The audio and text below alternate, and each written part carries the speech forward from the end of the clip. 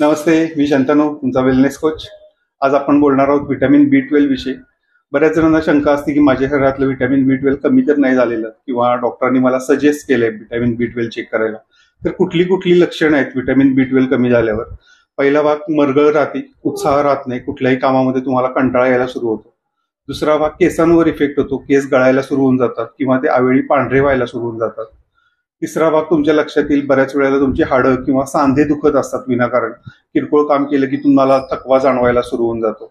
त्याच्यानंतर इम्युनिटी कमी व्हायला सुरू होऊन जाते, प्रतिकार क्षमता कमी होते. बऱ्याच वेळेला थोडंसं वातावरण बदललं की आपण आजारी पडतो, सर्दी, ताप, थंडी, खोकला असे त्रास होत असतात.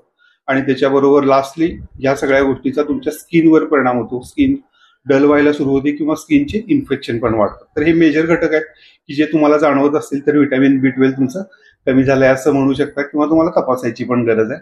मीन